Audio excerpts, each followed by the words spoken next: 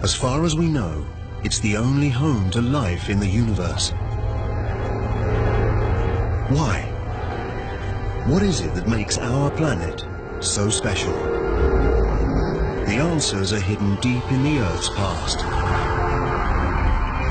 To find them, we must travel back in time, to see the first humans walk the Earth, to ride continents on a collision course, face killer dinosaurs, dive into oceans full of bizarre life forms, feel the bitter chill of global ice ages, and experience the fury of cosmic missile attacks. We must travel back in time until we reach the birth of the Earth itself. Then we can piece together our planet's incredible story and discover why all of this, all of us, are here.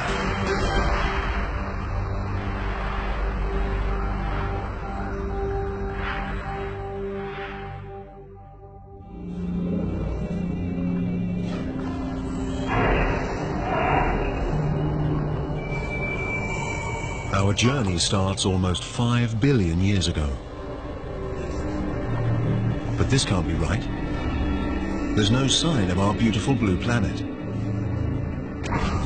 Just a newborn star, our sun, surrounded by all this dust.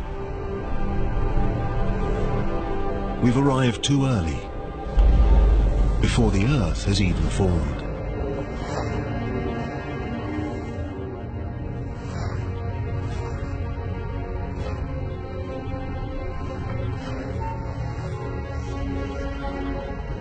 Speed up time, and we can see gravity pull the dust into tiny rocks. It hardly seems possible. But something as complex as a planet is made from nothing more than dust and rocks.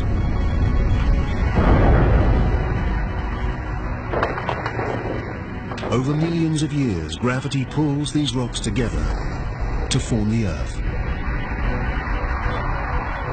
One of at least 100 planets circling the sun.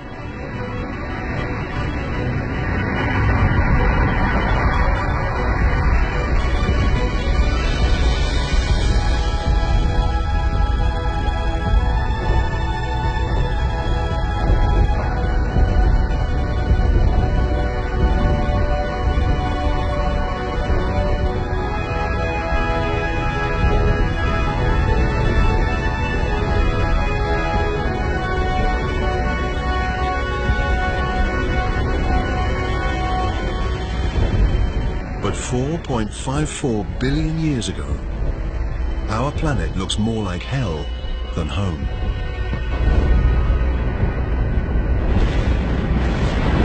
Up close, the temperature is over 1200 degrees Celsius.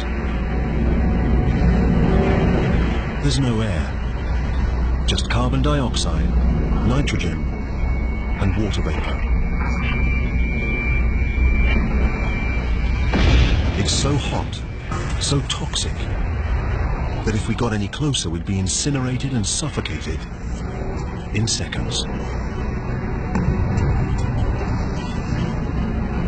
The newborn planet is a boiling ball of liquid rock.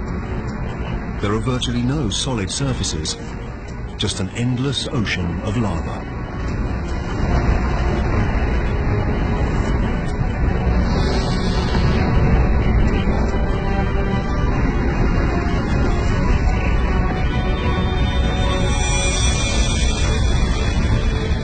A young planet called Theia is heading straight for us. It's the size of Mars, and it's traveling at nearly 15 kilometers a second, 20 times faster than a bullet.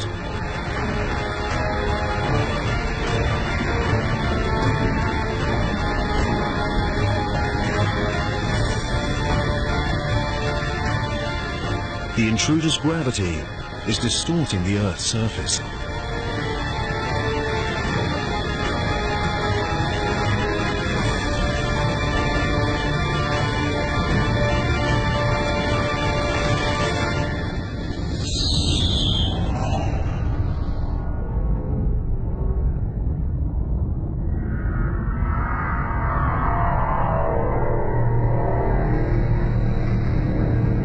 blast wave races out around the planet. It's as though both young planets turn to liquid. Trillions of tons of debris blast out into space.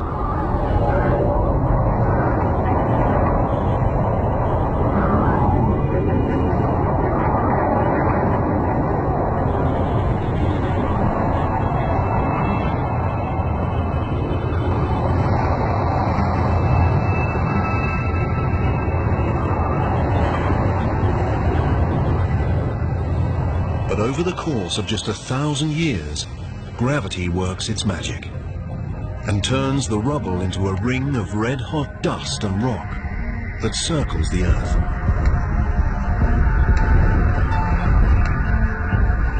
And now, from this ring a ball falls, over 3,000 kilometers wide.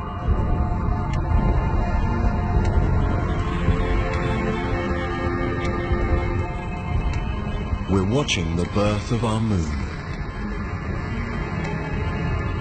It's much closer than the moon we recognize, just 22,000 kilometers away, instead of about 400,000 kilometers.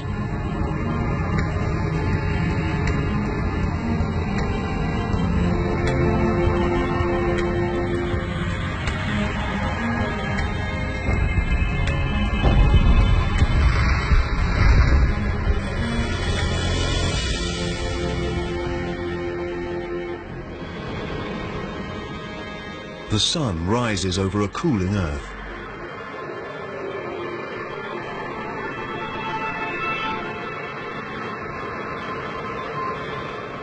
And sets just 3 hours after it rises. The impact has set the Earth spinning so fast that an entire day lasts just 6 hours. The days may pass quickly, but the Earth changes slowly. To understand the making of our planet, we need to fast forward through millions of years.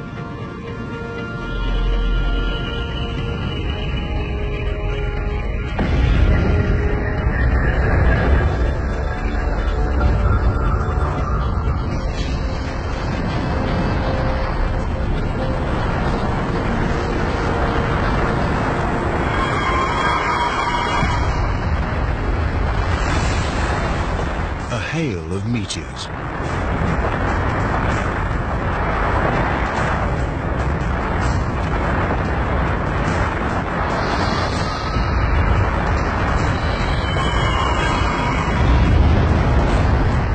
$3.9 billion years ago, and we're under attack from debris left over from the solar system's formation.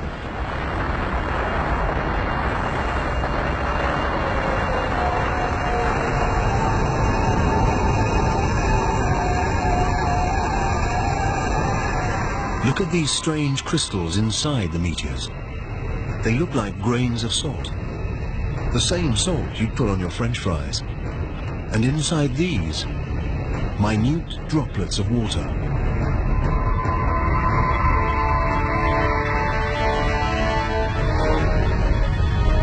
It seems these deadly missiles could contain the vital ingredient for life on Earth.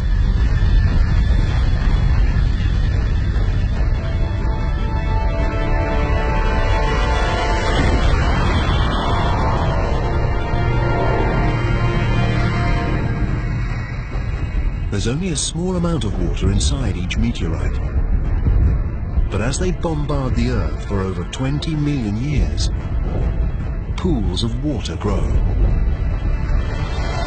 The water collects on solid ground. The Earth's core remains molten, but its surface has cooled to around 70 or 80 degrees, just enough to form a crust. In the future, we could swallow this water when we take a drink. Every sip, every puddle, every drop of water in every ocean is billions of years old. And it may have traveled millions of kilometers to reach us, carried inside a meteor.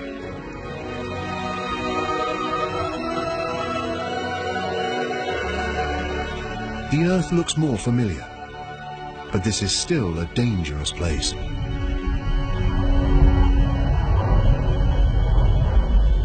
This wind is as fast, perhaps faster than the most destructive hurricane.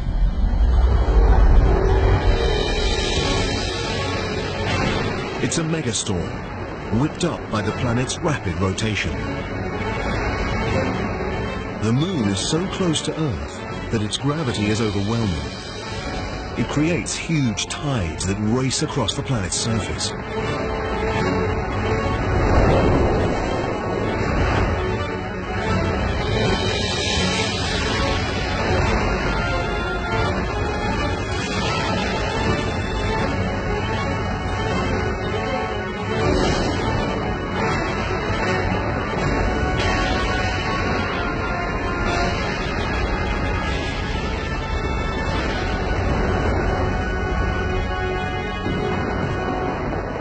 But over time, the moon moves away.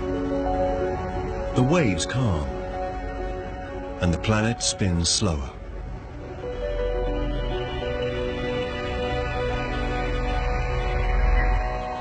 "700 million years after the planet's birth, life-giving water covers its surface. But not just water. There's something else down there. Tiny islands. They seem to have appeared from nowhere.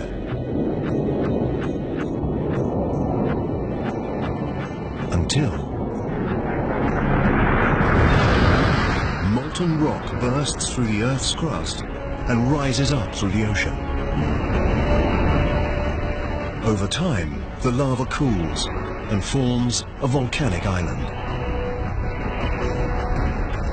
This is how these islands formed. In the future, they will join together to form the first continents.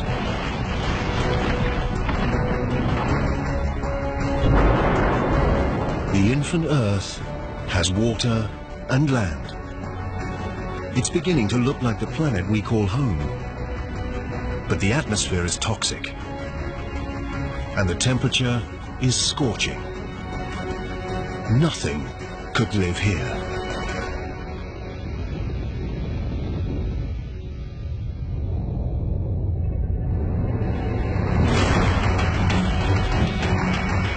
Meteors. They've been raining down since the planet's formation. But now, 3.8 billion years ago, the assault has entered a violent new phase. Something has disturbed the orbits of these meteorites. They already brought water to the planet, but they're carrying something else too.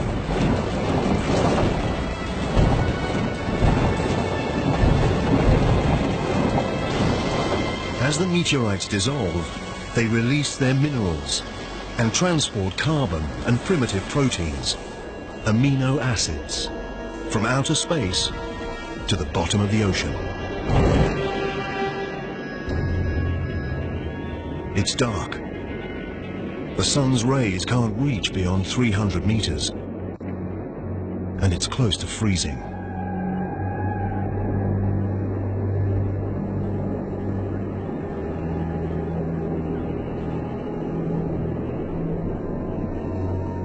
This must be a mirage.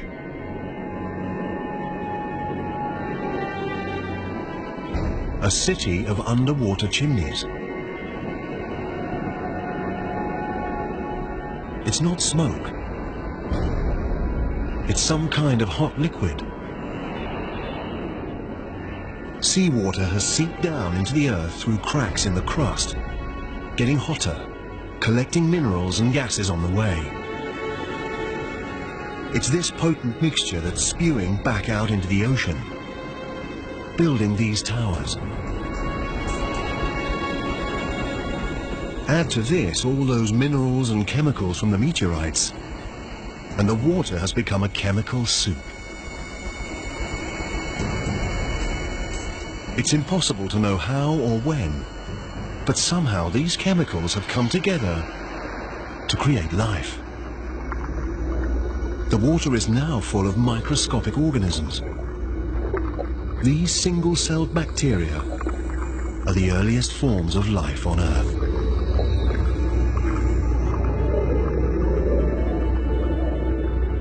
This is a defining moment in the making of the planet. Microscopic life is underway. To find more complex life, we need to travel forwards through time to 3.5 billion years ago and a shallow ocean.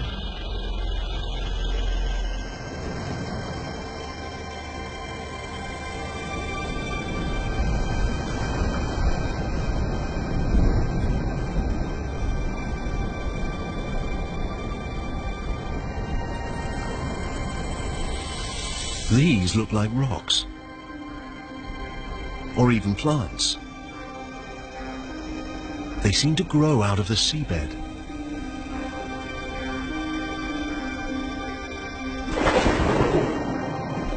Each is a mountain of living bacteria, a colony called a stromatolite.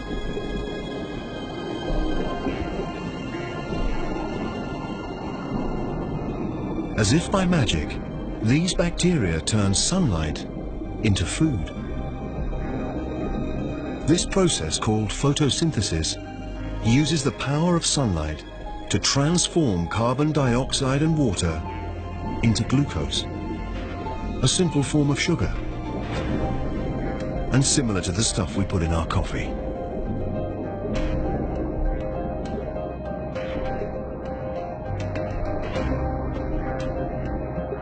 And this magical transformation releases a byproduct, a gas called oxygen. Underwater, the stromatolites slowly fill the oceans with oxygen.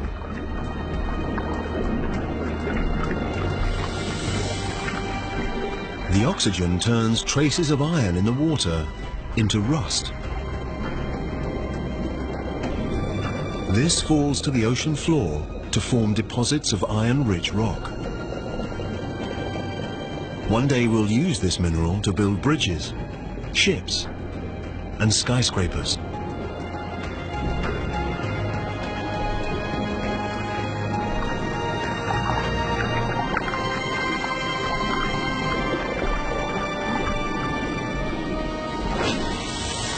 Above the waves, the oxygen transforms the atmosphere.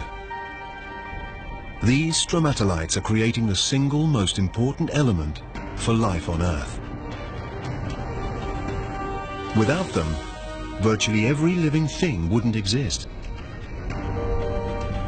When we take our next breath, we're doing it thanks to these colonies of ancient bacteria. Over the next 2 billion years, oxygen levels continue to rise. And as the planet's spin slows, the days get longer.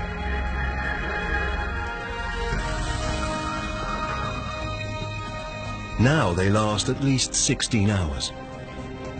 We're discovering it takes a long time to make a planet. 1.5 billion years ago, 3 billion years after the planet's birth, and there's no complex life. No plants, no dinosaurs, no humans. But the Earth has something that no other planet has. A force with the power to change everything.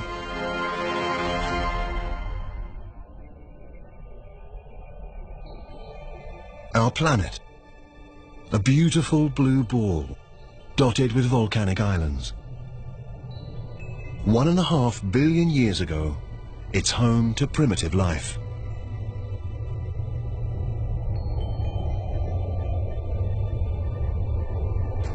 Over millions of years, we can see something is rearranging the islands. Hidden beneath the ocean, the Earth's crust has broken into vast plates. Deeper still, the Earth's core is at work. It's hotter than the surface of the sun. So hot It generates movement in the rock beneath the crust. These movements push and pull the plates around the globe and carry the oceans and the islands with them. Millions of years race by. Seeing it like this, our planet seems active, changing, alive. Over 400 million years, a vast new supercontinent takes shape, called Rodinia.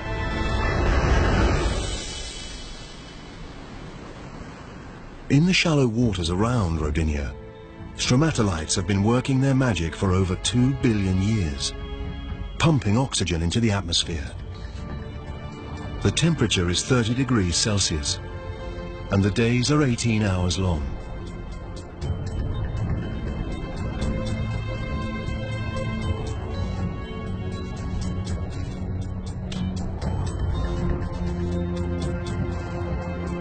But this looks more like Mars than Earth.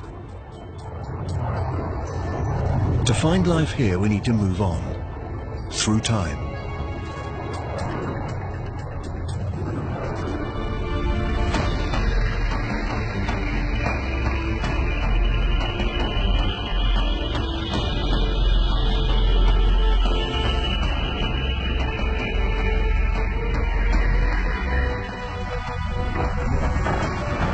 The state of Washington,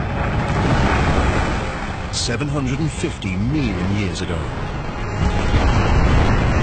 Some force from deep inside the planet itself is ripping the crust to pieces. It's as though the world is tearing apart.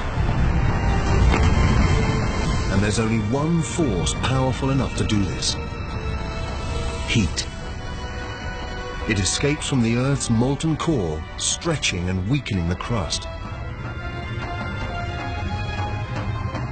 Centimeter by centimeter, year by year, the great supercontinent is splitting in two.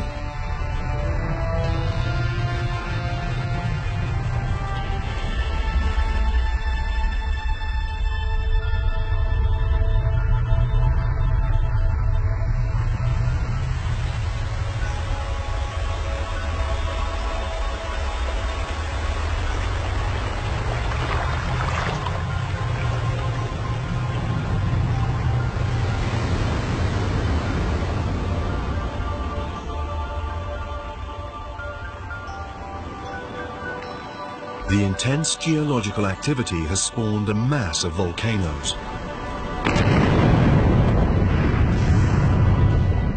These pump carbon dioxide into the atmosphere. There's smoke and gas everywhere.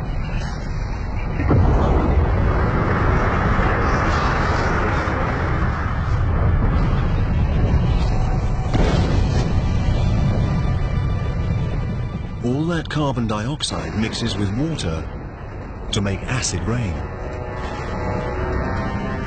The rocks absorb the acid rain, including its carbon dioxide. And there are a lot of rocks on the Earth right now, exposed when the continent tore apart. So many that vast quantities of carbon dioxide are absorbed out of the atmosphere and locked up in the Earth's rocks.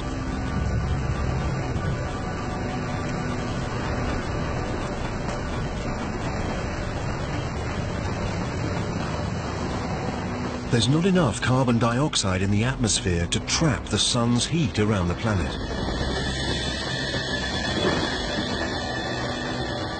In just a few thousand years, the temperature plummets to around minus 50 degrees.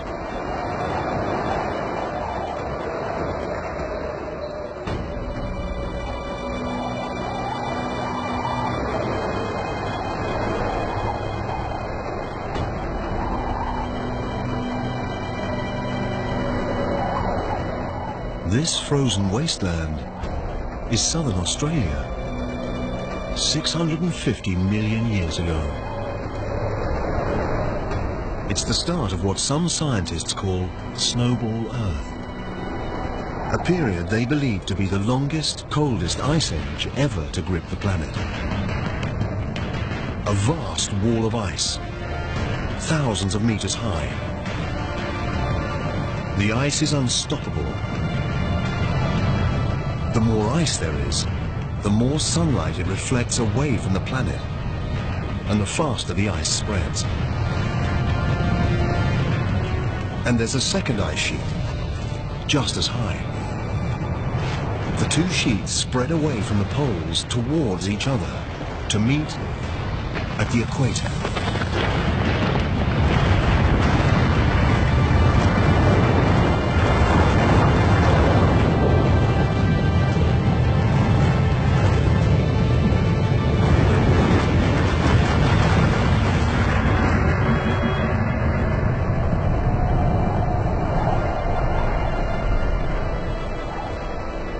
Now, an ice sheet up to 3 kilometers thick entombs the entire planet. First, the planet was a molten ball of fire. Now, it's a frozen ball of ice.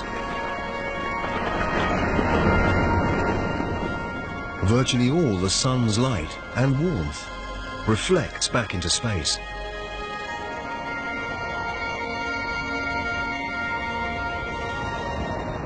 But it can't last forever. Something must release the Earth from this frozen prison. And when it does, who knows whether life will have survived beneath the ice. The surface is frozen, but the core is still hotter than the sun's surface.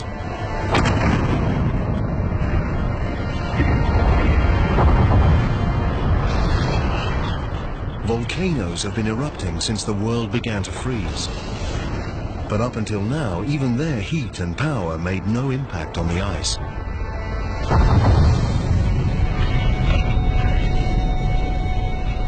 Volcanoes pump out billions of tons of carbon dioxide. Before the big freeze, the Earth's rocks absorbed most of the CO2. But now, with the rocks smothered in ice, there's nothing to absorb the gas. So it fills the atmosphere.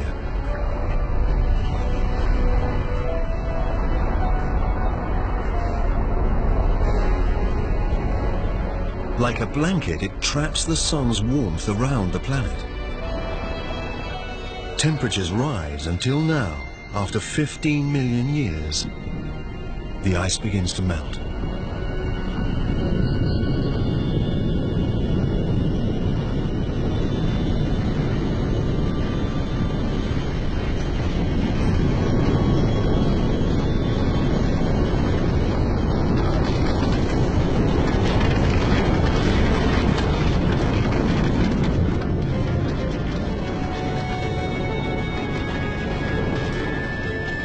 It's thought that during Snowball Earth, the ice pushed the crust down. Now, as it melts, the crust bounces up. This creates fissures and weak spots, and more volcanoes.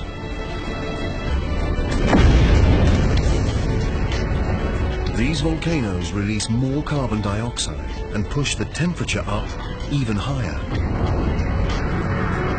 The melt gathers momentum. Oxygen levels rocket. Through a series of chemical reactions, the ice has created oxygen. While the planet was frozen, the sun's ultraviolet rays reacted with water molecules in the ice to produce a chemical rich in oxygen. Hydrogen peroxide, the same chemical that bleaches hair.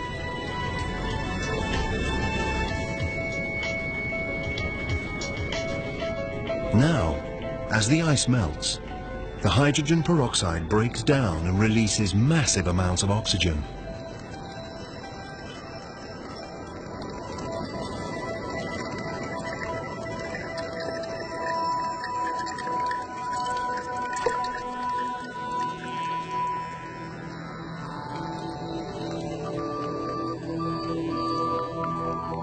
The Earth is waking up, and it's a very different place.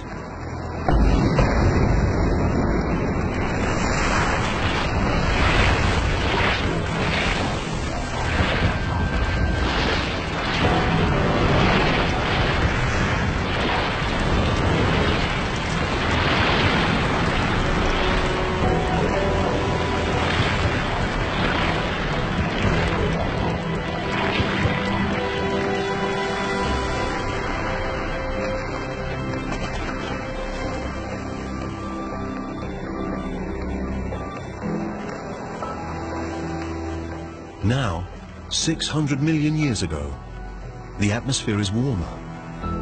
It feels like a summer's day. And the days are about 22 hours long.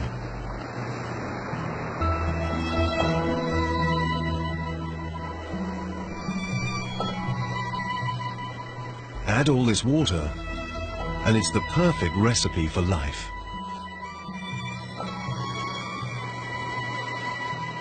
Before Snowball Earth, primitive bacteria had emerged in the oceans.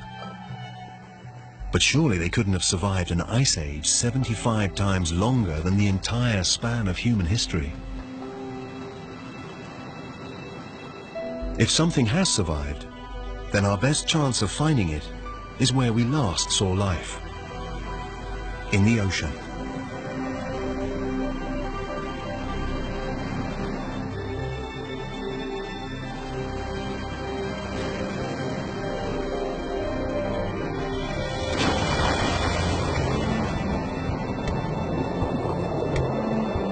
Now, 540 million years ago, in an ocean full of oxygen, those primitive bacteria have evolved. A handful must have clung on through the big freeze. There are plants everywhere. And something else. It looks like some kind of armored slug. It's called Wiwaxia. It's one of a new generation of complex multi-celled organisms.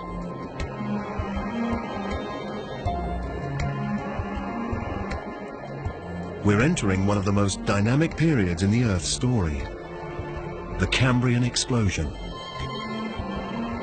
Increased oxygen levels allow creatures to grow larger and develop bony skeletons. There are worms, sponges, and these.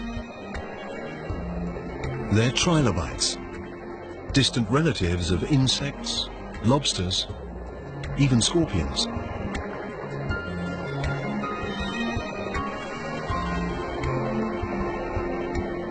Life in the oceans is blossoming. From microscopic bacteria to a monster like this.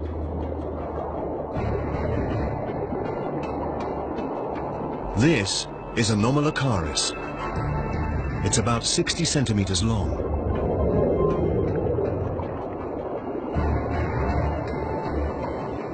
Look at its large eyes, its razor-sharp teeth and grasping limbs.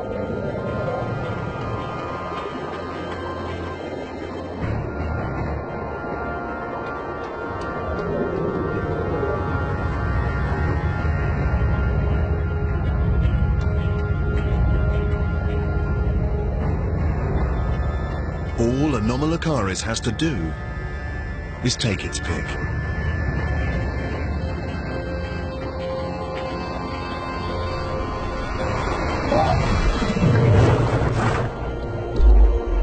The trilobite can't right itself.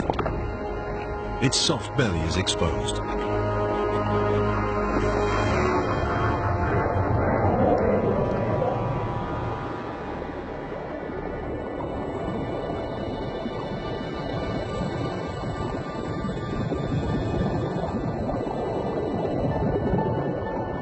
These are Picaia. They're just 5 or so centimeters long, but they've got what may be the first ever spine.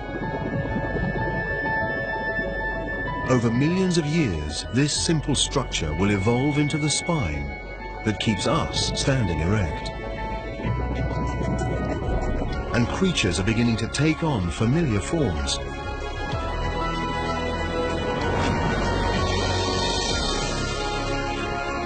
Beneath the waves, there are already tens of thousands of plant and animal species. The advance of life seems unstoppable.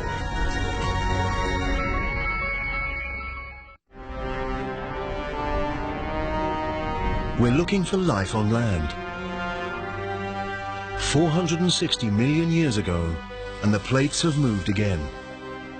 Below lies a new continent, Gondwana. It's a warm 30 degrees Celsius. Oxygen levels are close to those in which we live. The land should be covered with plants, crawling with creatures. But there's not much here, beside a few patches of algae.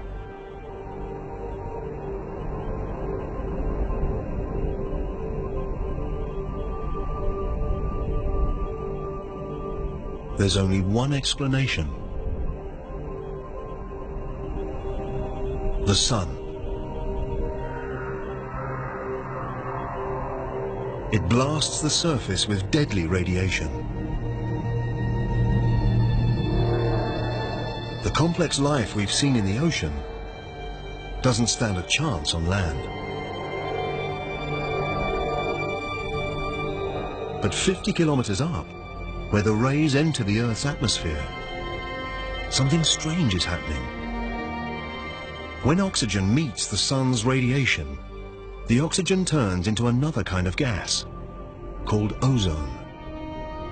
This gas forms a blanket around the planet. This ozone layer absorbs the lethal radiation. Over 120 million years, the ozone layer gets thicker and stops more and more radiation from reaching the Earth's surface. Without this layer, life on land simply wouldn't exist.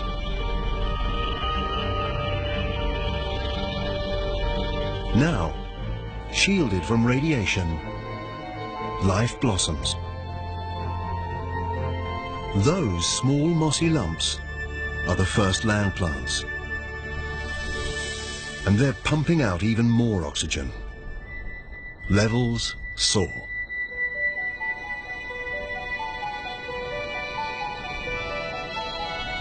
$375 million years ago.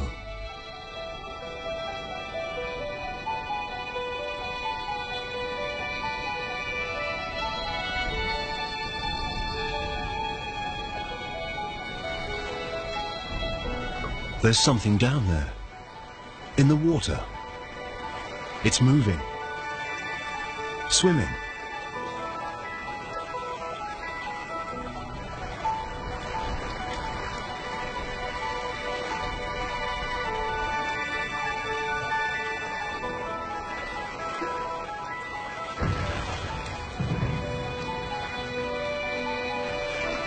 It's a strange fish called a Tiktaalik.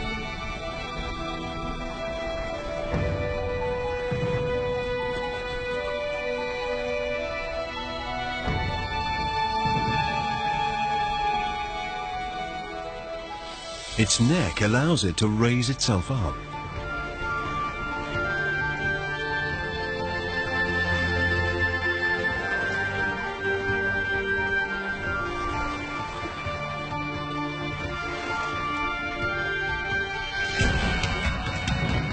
It uses its fins as if they're legs.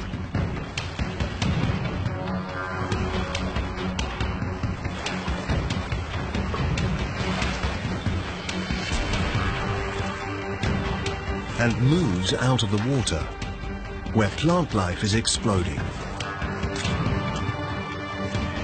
Over 15 million years, these creatures called tetrapods evolve. They grow stronger limbs and spend more time out of the water, until 360 million years ago, they make the land their home. It's from a creature like this that all four-legged vertebrates will evolve. Dinosaurs, birds, mammals, and eventually you and me.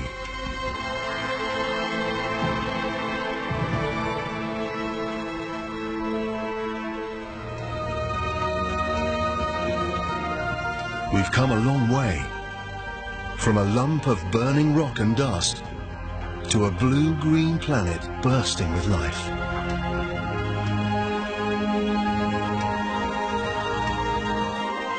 There are still no humans, But there are fish, plants, and this. It's a dragonfly. A dragonfly the size of an eagle. This giant is called Meganeura. What were once legs have evolved into wings, extending the dragonfly's hunting territory over a vast area.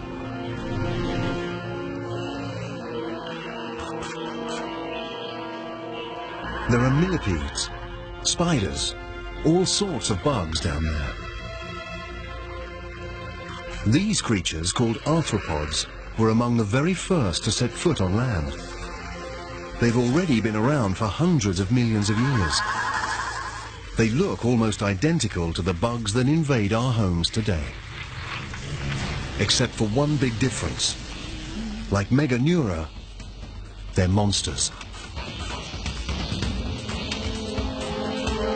We've stumbled into a lost world of giants, where millipedes are 2 meters long, and scorpions the size of wolves. All the oxygen in the atmosphere allows their respiratory systems to be more efficient, and frees up space for their bodies to grow.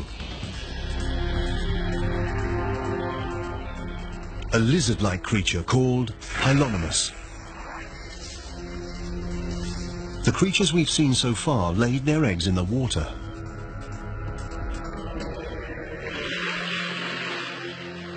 But these eggs contain all the water and nutrients the developing Hylonomus needs. The babies are growing in their own self-contained pond.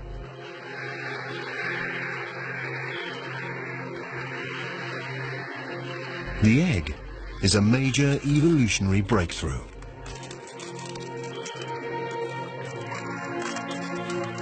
Now animals can leave the water behind and conquer the land.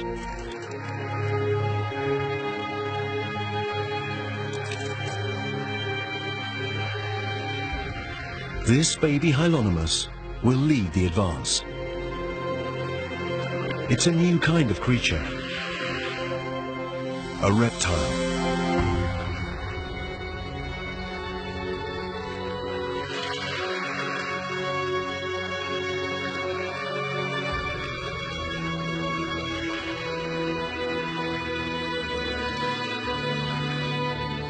Inevitably, with life comes death. There's so much dead plant matter, it builds up and decays into dense, soggy layers. Over hundreds of millions of years, rocks will cover these layers. Heat from the Earth's core and pressure from the overlying rocks will transform the layers of dead plants into seams of coal. Each lump of coal we burn today to warm our homes and fire our power stations is made of plants that died 300 million years ago.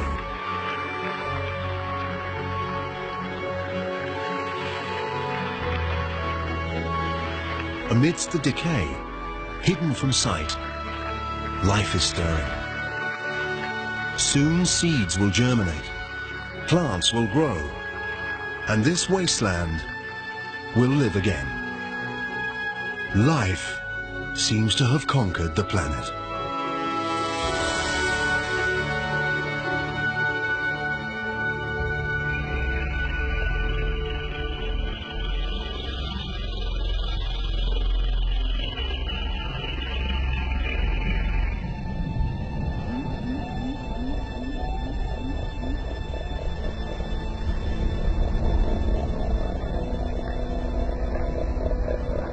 A herd of creatures graze the Siberian plains.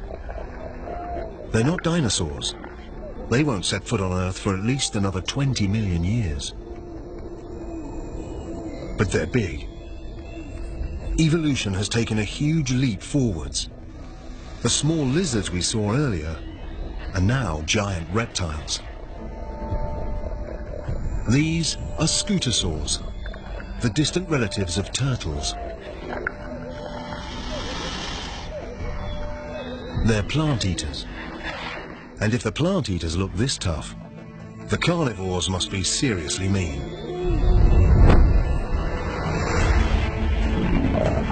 It's a Gorgonopsid, a perfectly engineered prehistoric killing machine.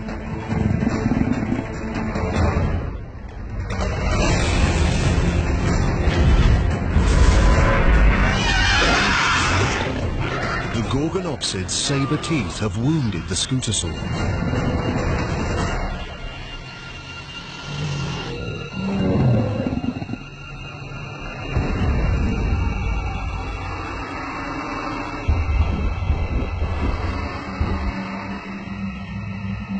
The predator is watching as its prey grows weak from blood loss.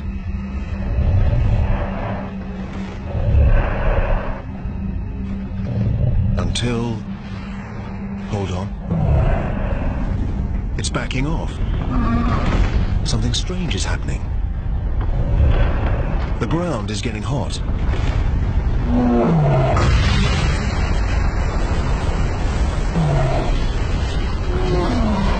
There must be enormous pressure beneath the surface.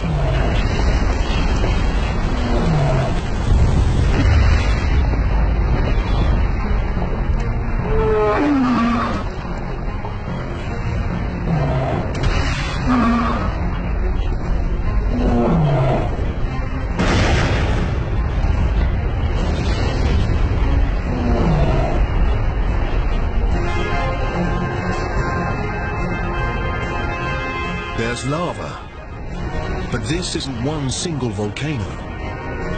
The entire landscape is erupting. It's a flood basalt eruption. A massive plume of mantle is rising up from deep inside the earth, pushing molten rock out through fissures in the earth's crust.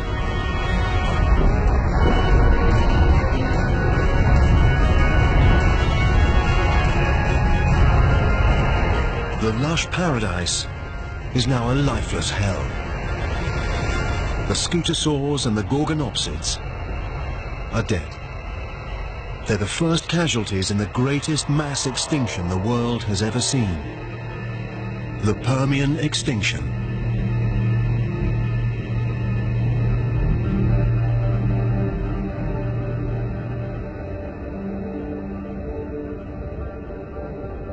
On the other side of the continent of Gondwana, it's as if nothing happened.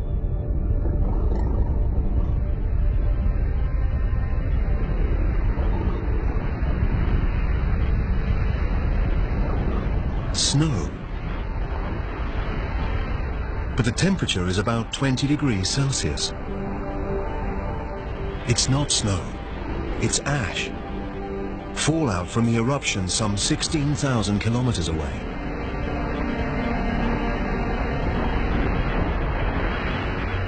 The ash burns, suffocates, and kills animals around the world.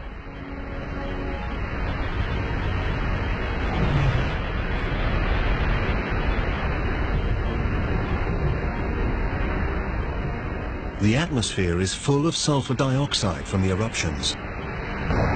As it rains, the gas turns to sulfuric acid and burns everything it falls on.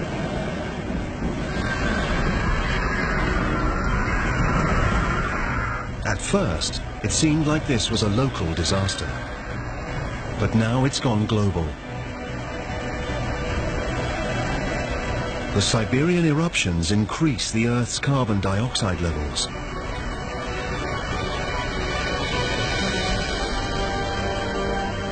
The atmosphere gets hotter. Water evaporates. Vegetation dies. We thought life had finally found a foothold.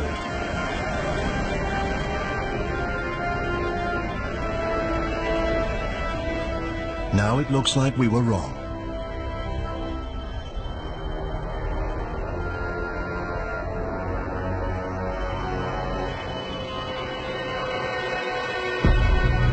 There are no signs of life on land, but in the oceans, this can't be right. The oceans are turning pink.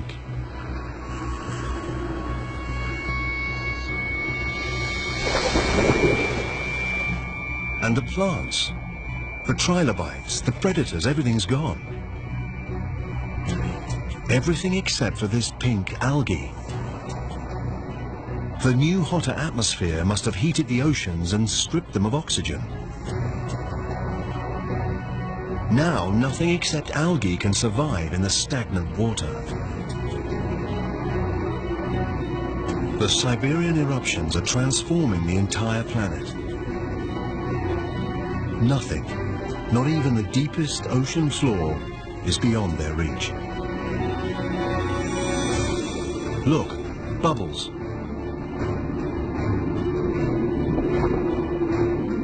But it's not oxygen, it's methane, escaping from vast pockets of methane gas beneath the seabed.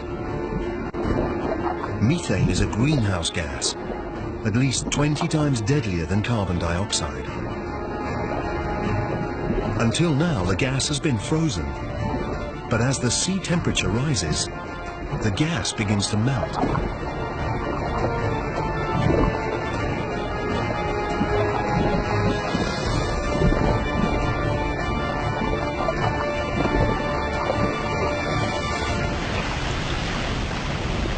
Released into the atmosphere, this powerful gas pushes up temperatures even further, up to almost 40 degrees, 6 degrees hotter than before the Siberian eruptions.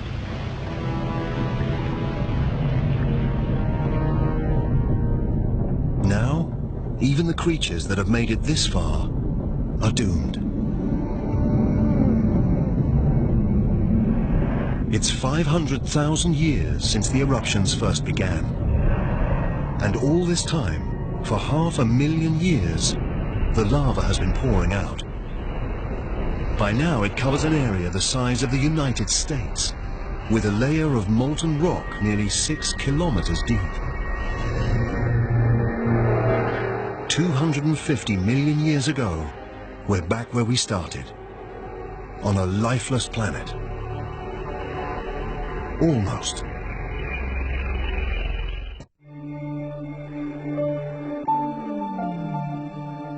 It's 50 million years since virtually all life on Earth was wiped out, and the planet has been transformed.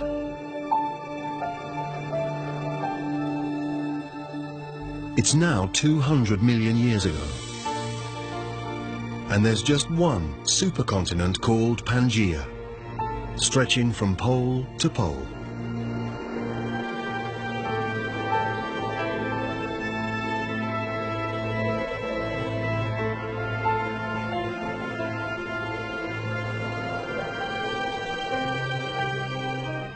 After the trauma of the mass extinction, the planet is healing.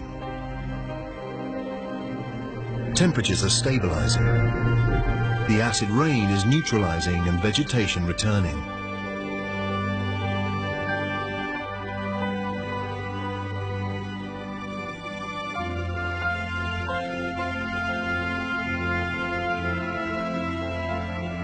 And with 95% of all life on Earth wiped out, the field is open for a new species to emerge. One that will dominate the planet like no other before or since.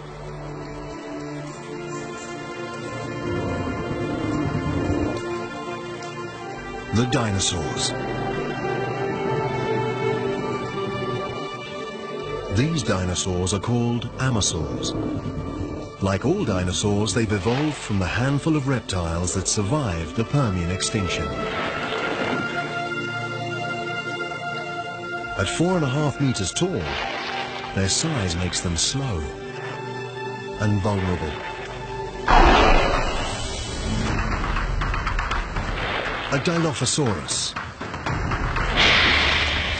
2 of them.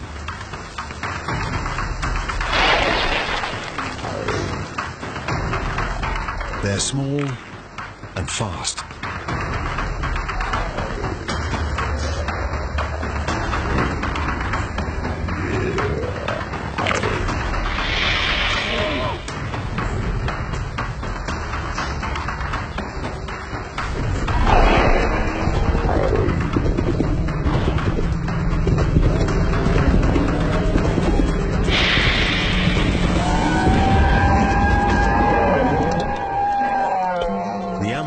This is too big a meal for one Dilophosaurus, but not for two.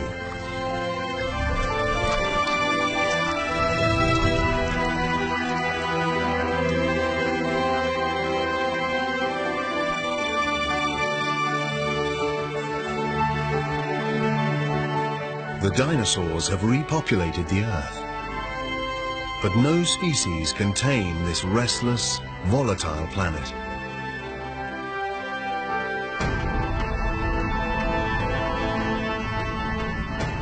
The Earth's crust is thinning here.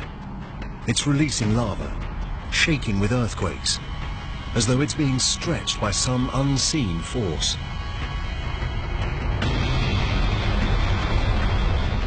And the same thing is happening all the way down what will be North America's eastern seaboard.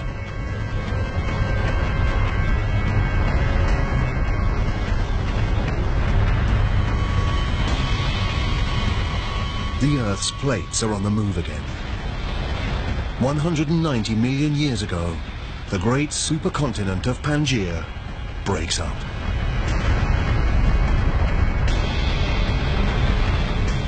A vast slab of land has broken away.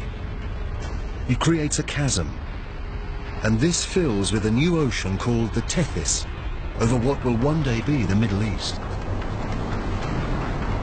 Currents are pushing nutrients up into the coastal waters running along what will be Saudi Arabia, Iraq, and Iran. And the nutrients attract fish in their millions.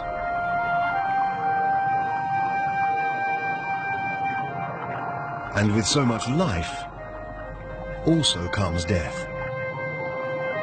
Dead fish and plankton carpet the ocean floor.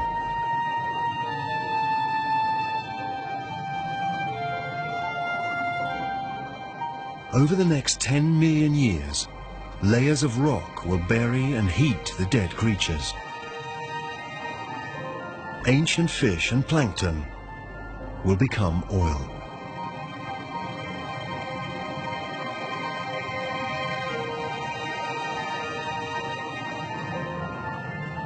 Every liter of fuel in our cars,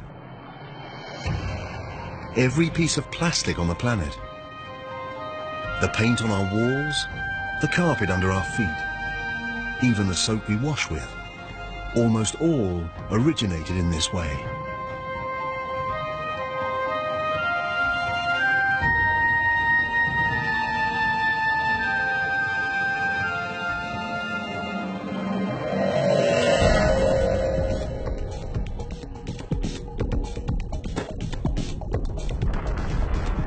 $180 million years ago, and further west the North American plate is still moving away from the European and Asian plate.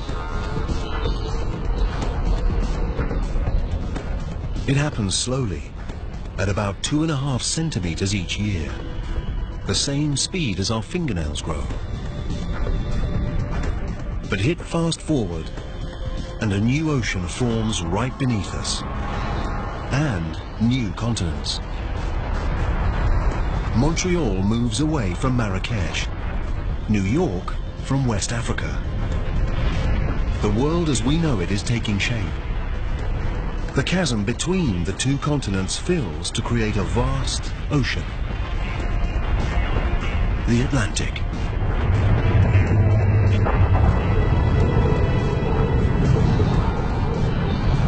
And there, in the middle, a volcano. We've seen plates move before. We know it's caused by currents deep beneath the Earth's crust. This process is happening down there, right now.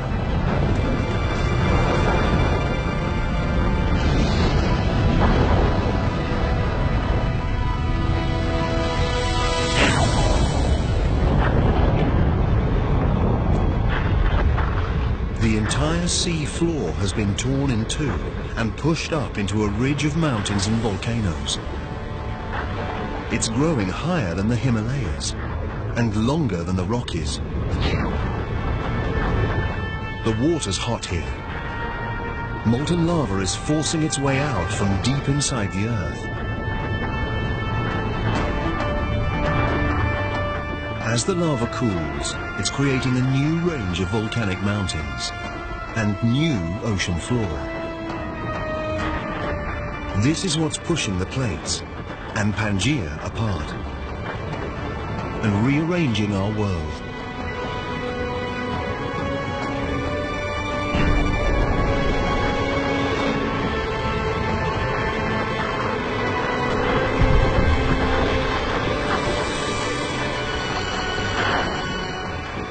It's this geological activity that makes the Earth restless, creative, unique. And every time the planet reinvents itself, the things that live on it must adapt and evolve.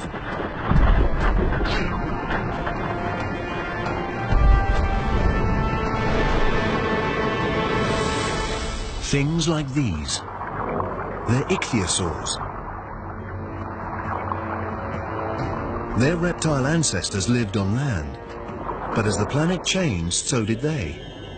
They grew fins and moved into the newly formed Atlantic Ocean.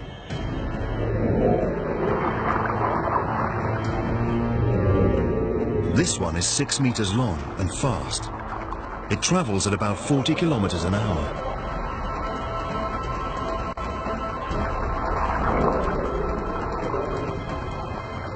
It's the ocean's fastest creature, the most efficient predator, and it's ruled the Earth's oceans for 50 million years.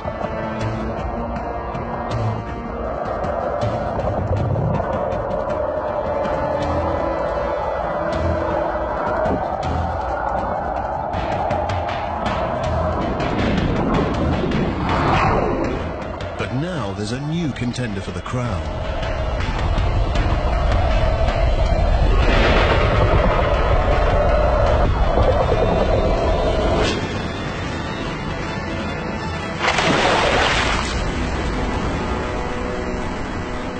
A pliosaur.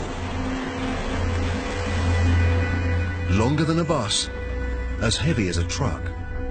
Its jaws are immense, over 8 times more powerful than a great white shark's. And its teeth are 30 centimeters long.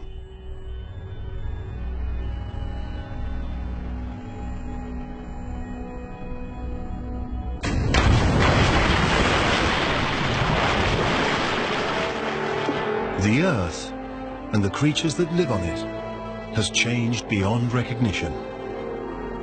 This was once solid ground. Now it's the Atlantic Ocean. It was on this very spot that we stood and watched Amazons graze, and Dilophosaurs stalk their prey. The dinosaurs' world may be different, but they're as dominant as ever. They appear invincible.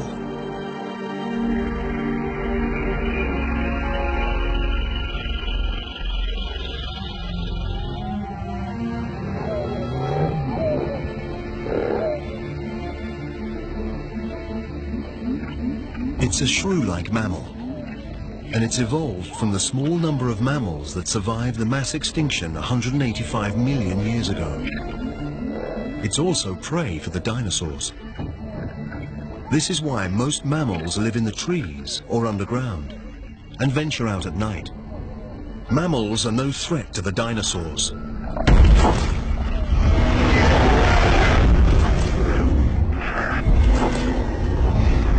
Nothing on Earth can challenge their dominance.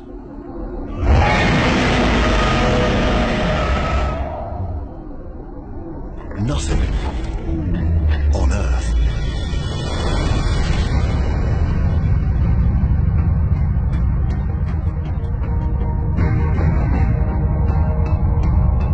It's a lump of space rock, a large one.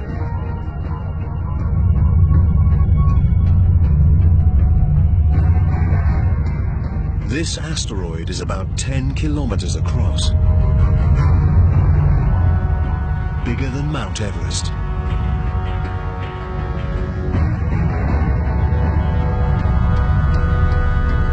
And it's traveling at over 70,000 kilometers an hour, straight towards the Earth.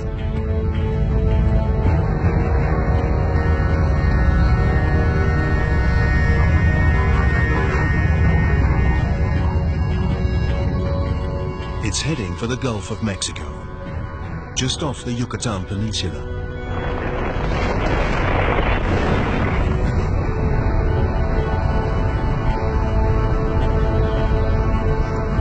It travels so fast, blink and we'd miss the impact, unless we slow down time. It's a split second that will change the world forever.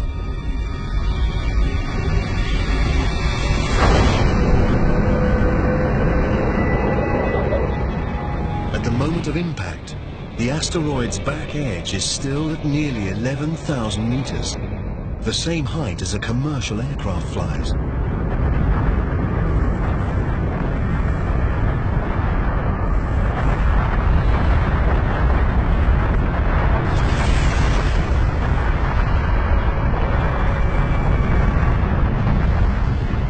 The asteroid strikes with such immense force, it destroys everything it hits. Even the asteroid itself instantly vaporizes.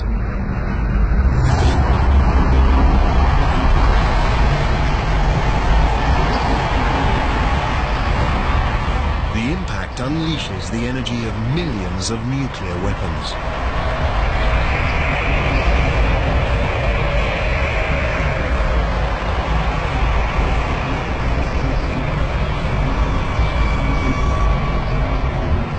Nowhere is safe, not even way up here.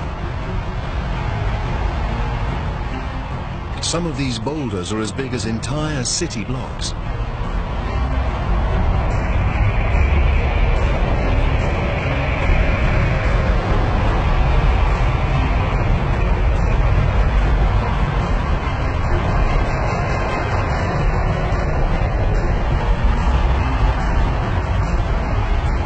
The blast wave races out from the impact zone like shrapnel from an exploding bomb.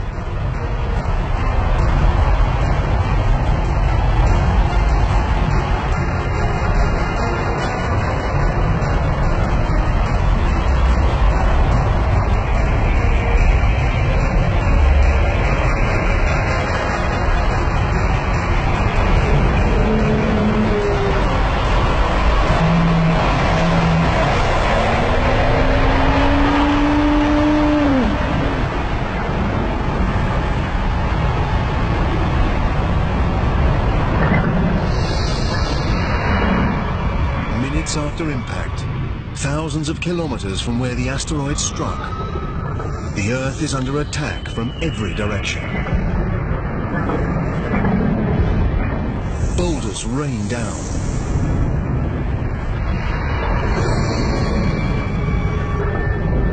Earthquakes shake the ground.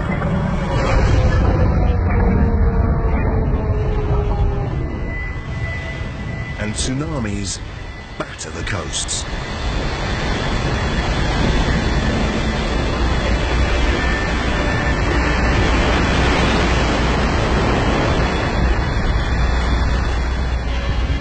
But the onslaught has only just begun.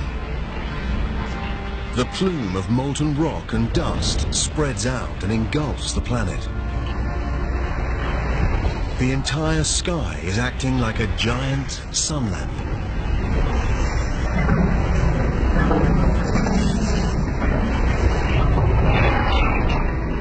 The Earth's surface heats up to 275 degrees.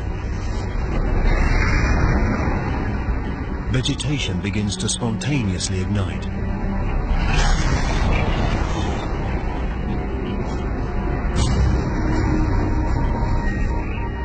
Even months after the impact, smoke and ash still block out the sun's rays. With less sunlight, plants die, and the animals that eat them starve. Against this onslaught, it's hard to see how anything can survive. The dinosaurs' 165 million year reign is over.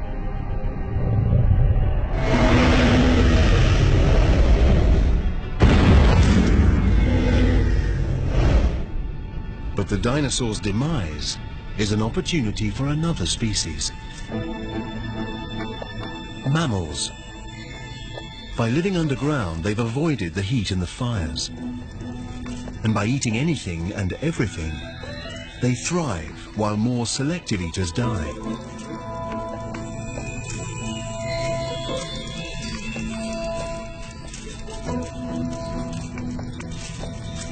These are the unlikely inheritors of the dinosaur's crown.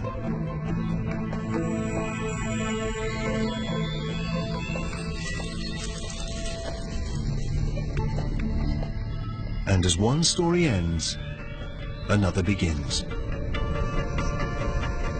With the dinosaurs out of the way, this could be our ancestors' chance.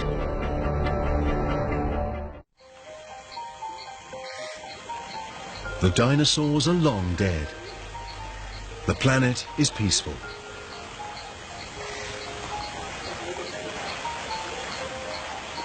In this new world, our mammal ancestors are evolving.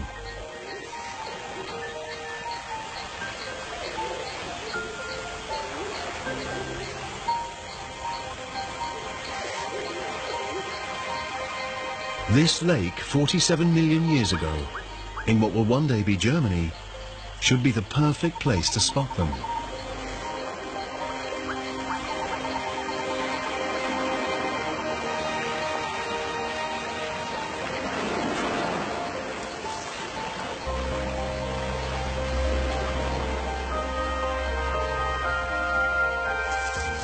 This isn't like the mammals we saw earlier. Its eyes and brain are bigger. This is Darwinius massilae, or Ida. She looks nothing like us, but fossil evidence from our own time tells us these creatures could evolve into monkeys, apes, and eventually humans. We're looking back through 47 million years of evolution to what may be one of our earliest known ancestors.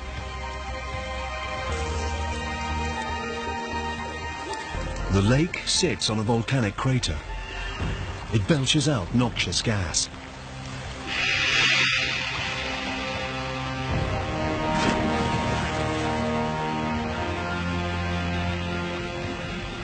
Now the lake that killed her will preserve her in its oxygen-depleted depths.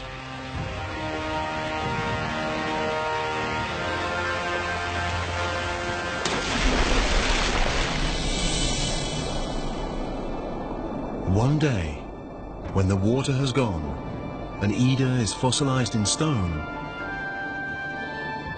we will discover her and recognize in this primitive primate what could be the very beginning of our own story, the story of human life.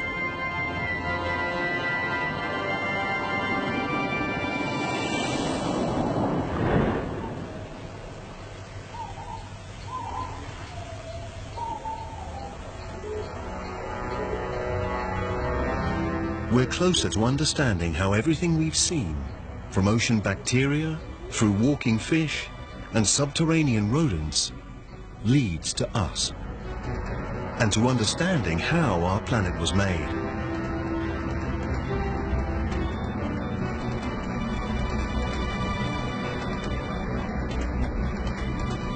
"47 million years ago, and the atmosphere is much like our own. The temperature is 24 degrees Celsius. And a day lasts just under 24 hours.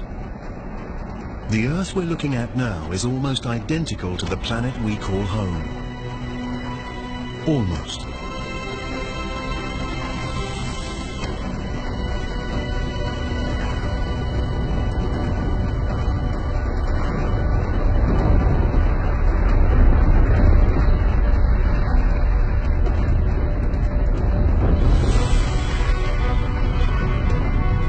The Earth's plates have been on the move again, with the continents on their backs. India moves north towards Asia.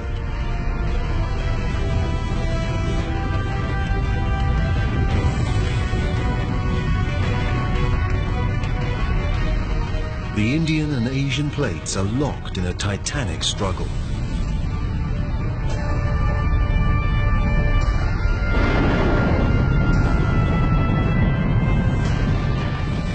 Neither plate is winning. Both plates begin to buckle.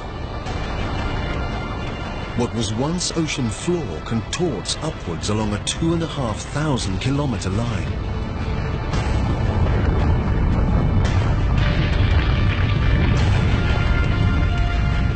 A vast mountain range rises up. 1,500 meters, 4,500 meters.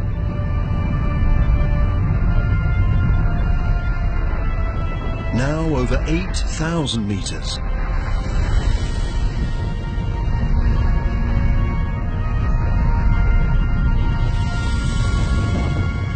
These are the Himalayas.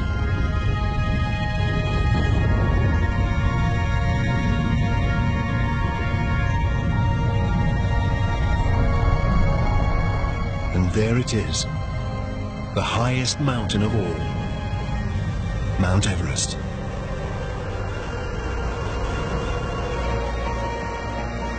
When the snow on the peaks melts, it feeds great rivers. The Ganges, Indus, Yangtze, and Yellow rivers.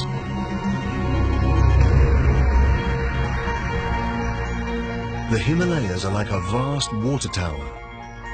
One day their rivers will supply water for almost half the world's population.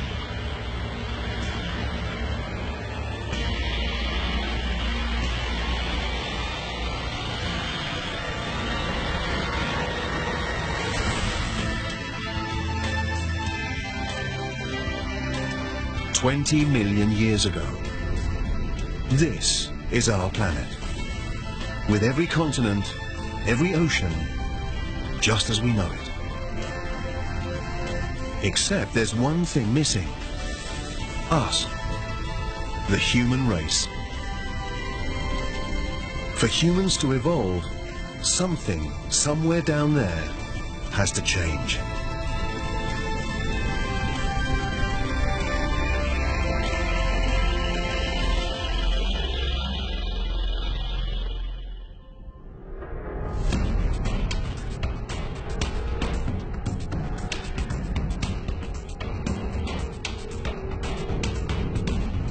Along Africa's east coast, between the plates that make up the Earth's crust, a great rift opens up.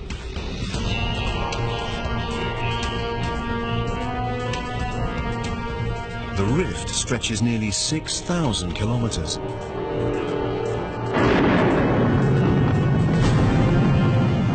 Along its edge, mountains grow.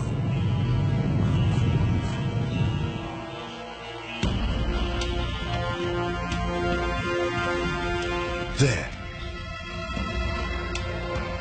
It looks like an ape, not a human. It might stay in these trees forever, but its world is changing.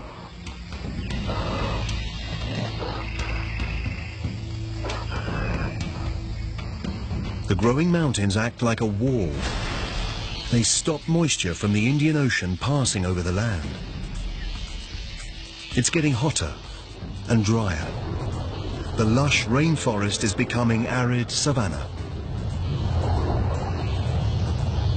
The new hotter climate destroys the creature's habitat.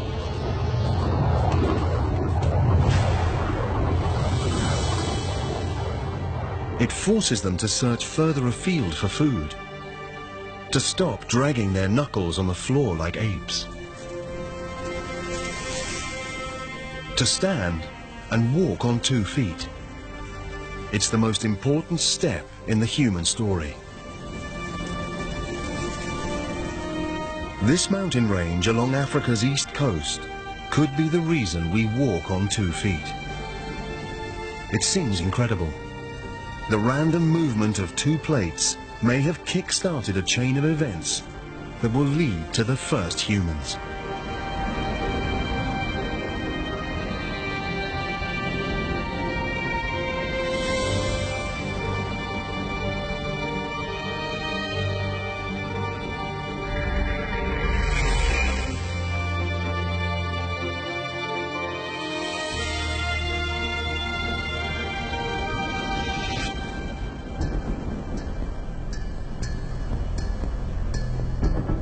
man and child.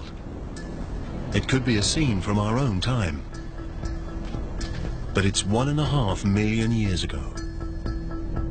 These are an early species of human called Homo erectus. And these are the first footprints like our own.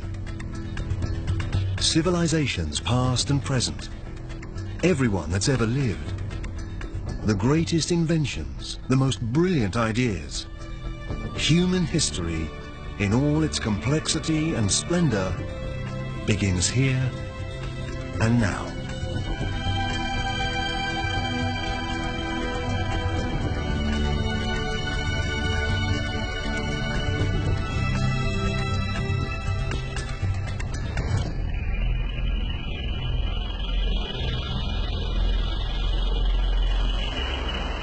The climate changes again. 70,000 years ago, sea levels fall. The gap between Africa and Arabia shrinks down to just 13 kilometers. The Red Sea is narrow and shallow enough for this small group to cross out of Africa. They're another, later species of human called Homo sapiens.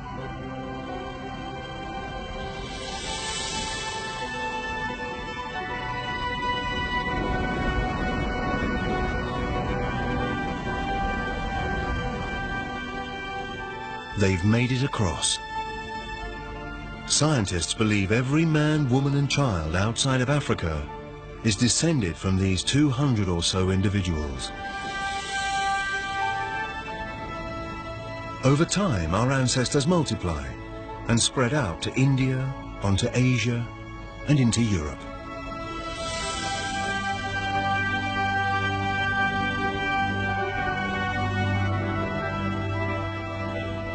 But while humans head north, a giant wall of ice travels south.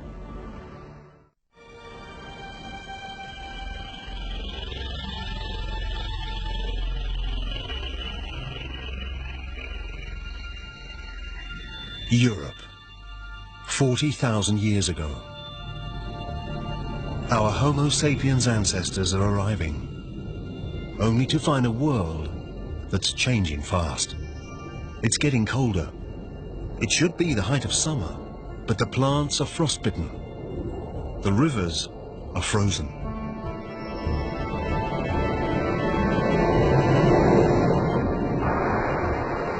Natural changes in the Earth's orbit, CO2 levels, and the flow of warm water around the planet conspire to lower the Earth's temperature. The Earth and its inhabitants enter an ice age. Glaciers as high as skyscrapers creep over the northern hemisphere at 30 centimeters a day. Slow and powerful, they sculpt the landscape as they move over it, gouging out great depressions. The planet will never look the same again.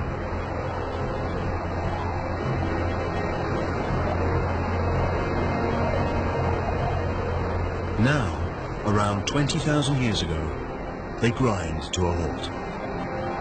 Much of the northern hemisphere is covered by ice sheets up to 2.5 kilometers thick. With trillions of gallons of water locked up as ice, sea levels fall.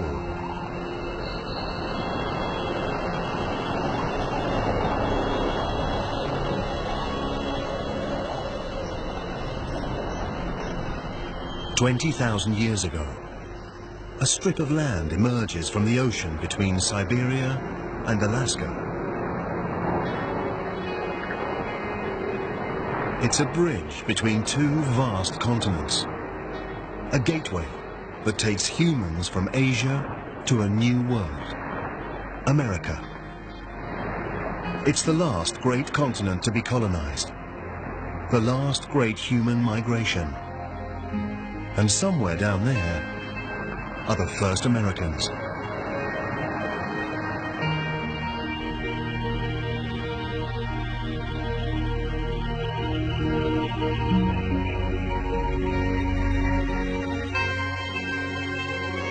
Now, 14,000 years ago, the changes that triggered the Ice Age go into reverse.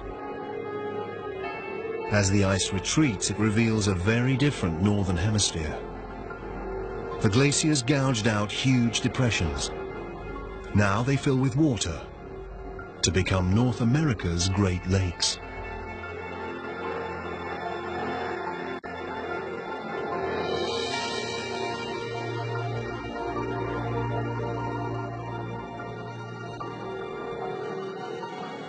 "6,000 years ago, the ice retreats back to the poles, to the Arctic and Antarctic.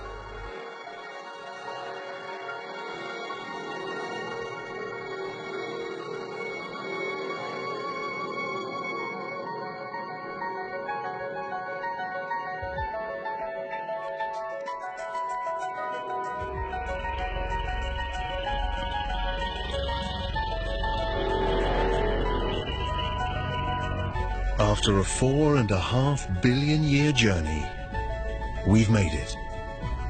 We're back home. This is our world, our time. Now, for the first time, we can piece together our planet's incredible story. We can understand how and why everything we see around us is here today. From the skies above us, to water, the essential ingredient for life. The ground beneath our feet.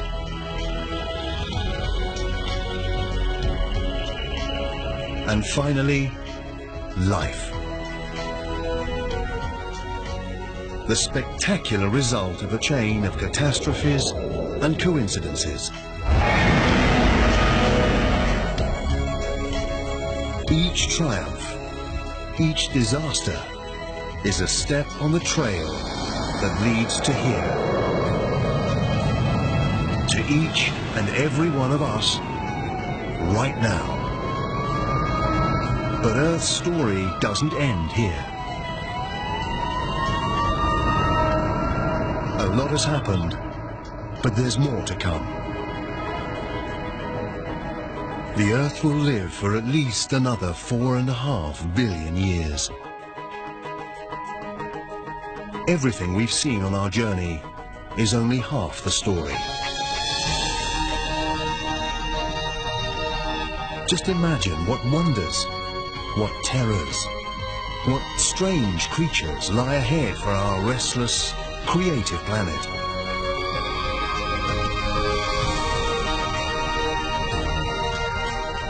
The next chapter of Earth's story is still to be written. Take another epic voyage in Journey Through the Milky Way, brand new next Sunday at 7. Stay tuned for 2012, The Final Prophecy.